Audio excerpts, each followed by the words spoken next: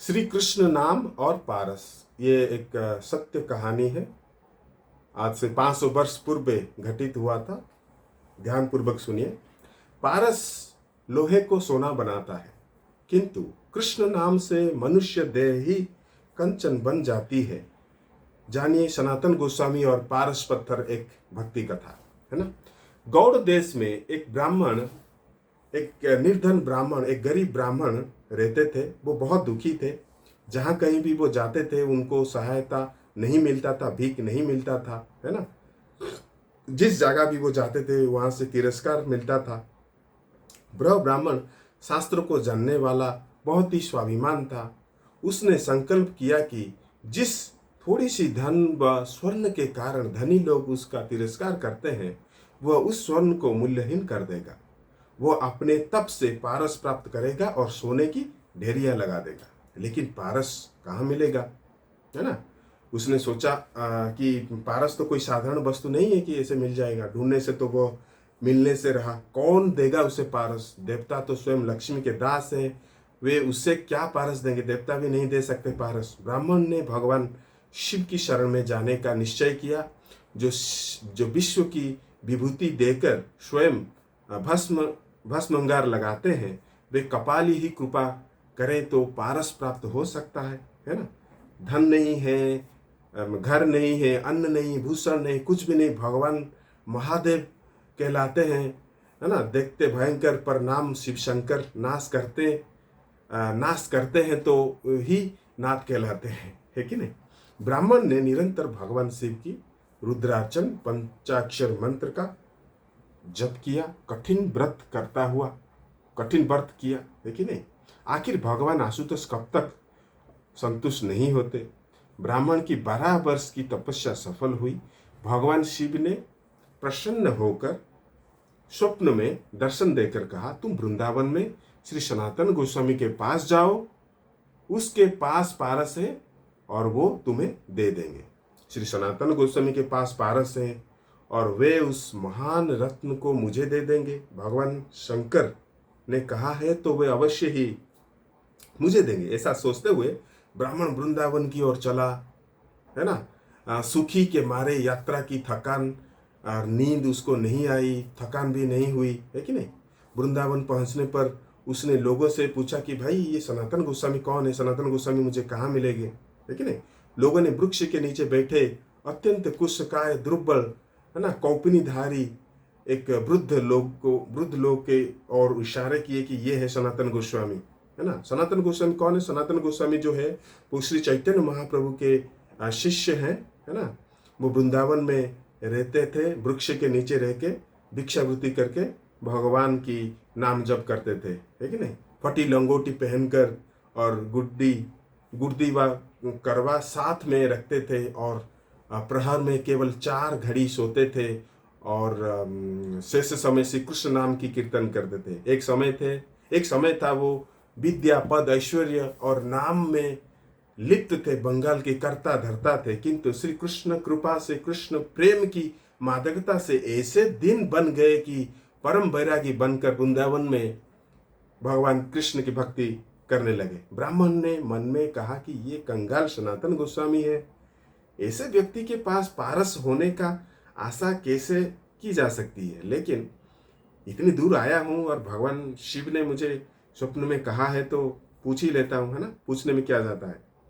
ब्राह्मण ने जब सनातन गोस्वामी से पारस के बारे में पूछा तो उन्होंने कहा, इस समय तो मेरे पास पारस नहीं है, मैं उसका क्या करता, क्योंकि गावों श्यामा शाम को, धावो श्यामा शाम, निरखो श्यामा श्याम को, यही हमारो काम। श्री सनातन गोस्वामी ने बताया कि एक दिन में यमुना स्नान को जा रहा था तो रास्ते में पारस पत्थर पैर से टकरा गया। मैंने उसे वहां जमुना जी के रेत में गाड़ दिया, जिससे किसी दिन यमुना स्नान से लौटते समय वह मुझे छू न जाए, क्योंकि उसे छूकर तो मुझे पुनः स्नान करना पड़ता है ना। तुम्हें चाहिए तो तुम जाओ जमुना से, वहां से निकाल लो। कंचन कामिनी, सोना, स्त्री आदि भगवान की विस्तृति कराने वाले हैं, इसीलिए सच्चे संत पारस से छू जाने पर अपवित्र मानते हैं। है कि नहीं। और सनातन गोस्वामी तो सच्चे संत थे, इसीलिए पारस के स्वर से वो पुनः स्नान करते थे। श्री सनातन गोस्वामी ने जहां पारस गड़ा हुआ था उस स्थान का पता ब्राह्मण को बतला दिया। रेत हटाने पर ब्राह्मण को पारस मिल गया। पारस की परीक्षा करने के लिए ब्राह्मण उनके साथ एक छोटा सा लोहे का टुकड़ा लाया था साथ में। जैसे ही ब्राह्मण ने लोहे को पारस से स्पर्श किया वो स्वर्ण हो गया, पारस सही मिला है। इससे वो अत्यंत प्रसन्न होकर ब्राह्मण अपने गांव की ओर लौट गया, है कि नहीं, क्योंकि इतनी बड़ी तपस्या के बाद उनको पारस मिला है तो वो बहुत खुश हो गया। तभी ब्राह्मण के मन में एक प्रश्न उठा, उस संत के पास तो ये पारस था, फिर भी उसने इसे अपने पास नहीं रखा, बल्कि यह कहकर उन्होंने जमुना में गाड़ दिया था। तो उनके पास अवश्य ही कोई पारस से भी बहुत बड़ा मूल्यवान वस्तु है, इसीलिए तो वो पारस को त्याग दिया ना। नहीं तो पारस को कौन त्याग देगा भाई। पारस जो कि सबको सोना बना देता है ना, लोहे को सोना बना देता है। कृष्ण नाम तो कल्पतरु है। ब्राह्मण लौटकर भगवान श्रीमान सनातन गोस्वामी के पास आया और बोला, अवश्य ही आपके पास पारस से भी अधिक मूल्यवान वस्तु है, जिसके कारण आपने उसे त्याग दिया है। ब्राह्मण को देखकर हंसते हुए सनातन गोस्वामी ने कहा, पारस से बढ़कर श्री कृष्ण नाम रूपी कल्प वृक्ष मेरे पास है, अगर आपको चाहिए तो मैं आपको दे सकता हूं, है ना। तो कृष्ण नाम जो है वो पारस से भी बढ़कर है कि नहीं। पारस से तो केवल सोना ही मिलता है, किंतु श्री कृष्ण नाम से सब कुछ देने वाला कल्प वृक्ष है, जिससे आप जो चाहोगे, पैसा, धन, संपत्ति, गृह, जन, जो भी चाहिए आपको, राजा, राज्य, जमीन, सब कुछ मिलेगा, वो प्राप्त होगा जो चाहिए। ऐसा कोई कार्य नहीं जो भगवान के नाम से आश्रय लेने पर ना हो, है ना। मुक्ति चाहिए, मुक्ति मिलेगा, भुक्ति चाहिए, भुक्ति मिलेगा, परमानंद चाहिए, परमानंद मिलेगा, है कि नहीं। श्री कृष्ण का एक नाम से सर्व पाप नाश हो जाता है, भक्ति का उदय करता है, भव सागर से वो पार करता है और अंत में श्री कृष्ण की प्राप्ति करा देता है। एक कृष्ण नाम से इतना धन मिलता है कि नहीं। कृष्ण नाम ही स्वयं कृष्ण है, भजो शहीद निष्ठा अविराम, सदा नाम के सहित विराजित रहते हैं हरि स्वयं ललाम। ये सुनकर ब्राह्मण ने सनातन गोस्वामी जी से विनती की, मुझे आप वही कृष्ण नाम रूपी पारस प्रदान करने की कृपा करें। सनातन गोस्वामी तो अत्यंत दयालु है कि नहीं। श्री सनातन गोस्वामी ने कहा, उसकी प्राप्ति से पहले आपको ये पारस को यमुना में फेंकना पड़ेगा। अरे बाप रे, ये क्या बात हुआ, है कि नहीं। लेकिन ब्राह्मण तो बहुत ही जिज्ञासु था।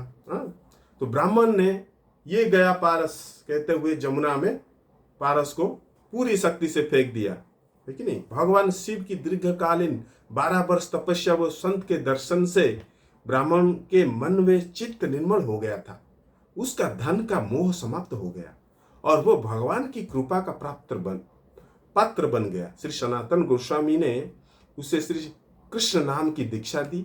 वह श्री कृष्ण नाम जिसकी कृपा से एक कण से करोड़ों पारस बन जाते हैं, नाम रूपी पारस से तो सारा शरीर ही कंचन का हो जाता है कि नहीं।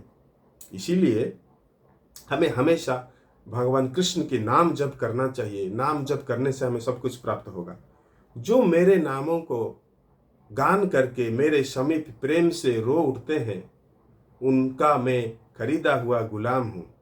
ये जनार्दन दूसरे किसी के हाथ नहीं बिकता है। भगवान स्वयं कृष्ण कहते हैं, जिसने एक बार श्री कृष्ण नाम का स्वाद ले लिया, उसे फिर अन्य सारे स्वाद रसहीन लगने लगते हैं। भव सागर से डूबते हुए प्राणी के लिए वह नौका है, मोक्ष चाहने वाले के लिए वह सच्चा मित्र है, मनुष्य को परमात्मा से मिलाने वाला सच्चा गुरु है, अंत काल में भगवान को मिलने वाला वो सच्चा, है ना, नाम है। ये मनुष्य को सुख से सुख देव बना देता है। यह है यह है भगवान का पवित्र नाम।